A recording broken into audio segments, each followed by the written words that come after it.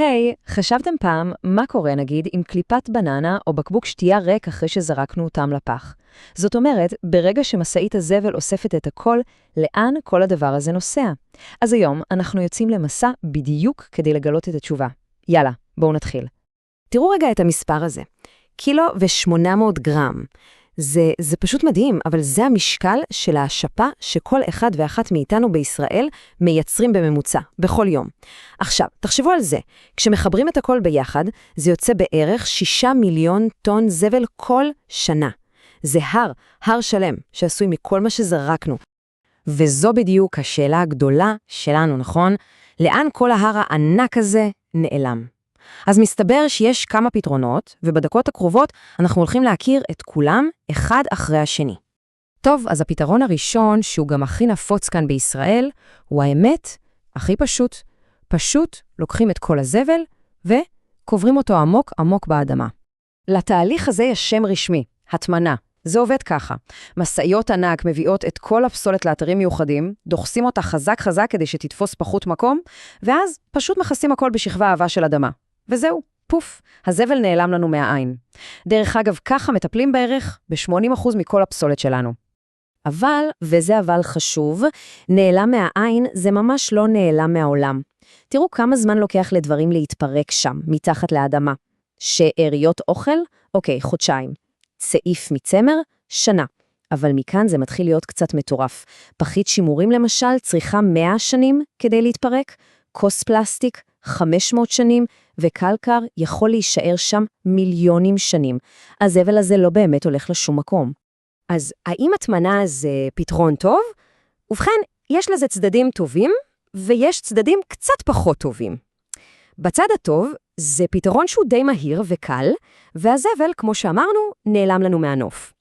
אבל בצד הפחות טוב, זה תופס המון שטחי אדמה יקרים, זה עלול לזהם את האדמה ואת המים שמתחתיה, ואולי הכי חבל, אנחנו פשוט קוברים באדמה אוצרות, חומרים שאפשר היה לעשות איתם משהו חדש לגמרי. וזה מוביל אותנו ישירות לפתרון הבא, שמנסה לתת בדיוק לאותם אוצרות שנמצאים בפח ההזדמנות, שנייה בחיים. וכאן נכנס לתמונה מחיזור. תחשבו על זה כמו איזה קסם. לוקחים מוצר ישן, מפרקים אותו בחזרה לחומר שממנו הוא עשוי, ומהחומר הזה יוצרים משהו חדש ונוצץ. פשוט הופכים ישן לחדש. בואו ניקח דוגמה, נגיד, בקבוק פלסטיק. איך הקסם הזה עובד? אז במפעל המחזור, קודם כל שוטפים אותו טוב טוב. אחר כך גורסים אותו להמון פתיתים קטנטנים. את הפתיתים האלה מתיחים בחום ממש גבוה, ומהפלסטיק המותח הזה יוצרים מוצר חדש לגמרי. למשל, סלסלה יפה לפירות. אז מה בעצם אנחנו זורקים הכי הרבה? תראו את זה.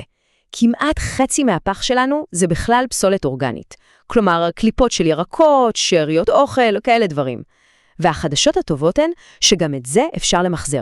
הופכים את זה לדבר שנקרא קומפוסט, שזה בעצם כמו דשן או ויטמינים לאדמה. הצמחים פשוט מתים על זה.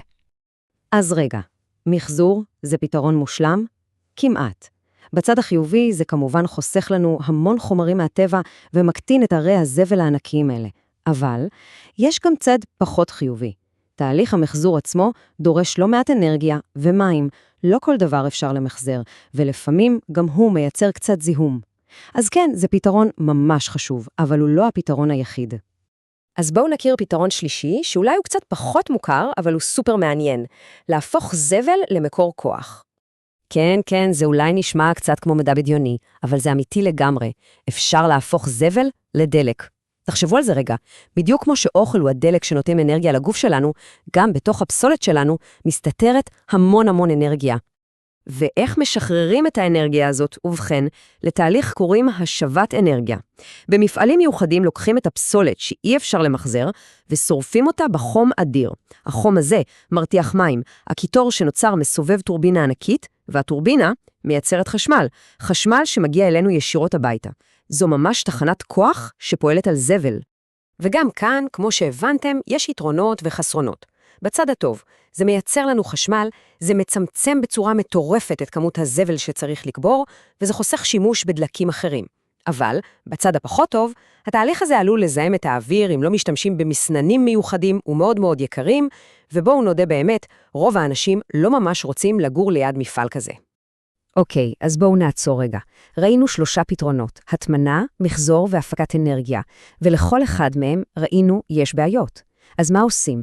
מה באמת הפתרון הכי חכם? אז התשובה נמצאת במשהו שנקרא פירמידת הפסולת. היא מראה לנו מהם הפתרונות הכי יעילים. הפתרון הכי טוב נמצא למעלה, בקצה הצר, והפתרון הכי פחות טוב נמצא למטה, בבסיס הרחב. הבעיה שרוב הזמן אנחנו פועלים בדיוק הפוך, ומתחילים מלמטה. המשימה שלנו היא פשוט להפוך את החשיבה, ולהתחיל תמיד מלמעלה. אז מה נמצא שם למעלה בראש הפירמידה? 2 רעיונות שהם כל כך פשוטים, שהם פשוט גאוניים. הראשון הוא הפחתה. הכי פשוט בעולם, לצרוך פחות. פשוט, לפני שקונים משהו חדש, לשאול את עצמנו, האם אני באמת צריך את זה? והרעיון השני הוא שימוש חוזר. לתת לחפצים שכבר יש לנו חיים חדשים. קופסת שימורים ריקה יכולה להפוך לכלי מגניב לעפרונות, צנצנת זכוכית להציץ קטן, וקופסת קרטון יכולה להפוך לטירה, חללית או בית סודי. צריך רק קצת דמיון. וחשוב להבין, המשימה הזאת היא לא רק על הכתפיים שלנו. זו לגמרי עבודת צוות של 3 שחקנים מרכזיים. קודם כל הממשלה, שאחראית לקבוע את הכללים שיעודדו הפחתה ומחזור, אחר כך התעשייה, שצריכה לתכנן ולייצר מוצרים שאפשר לתקן בקלות או להשתמש בהם מחדש, ואנחנו, התפקיד שלנו הוא לעשות בחירות חכמות, לקנות פחות ולהשתמש שוב ושוב במה שכבר יש לנו. אז קבלו משימה קטנה לסיום. הסתכלו רגע סביב. איזה חפץ ישן שנמצא אולי בחדר או במטבח יכול לקבל הזדמנות שנייה? איזה דבר שאולי עמד להיזרק יכול להפוך למשהו חדש, מפתיע ומגניב? כי בסופו של דבר, הפתרון הכי טוב לבעיית הזבל הוא לא בפח האשפה, אלא בדמיון שלנו. תודה רבה שהייתם איתנו.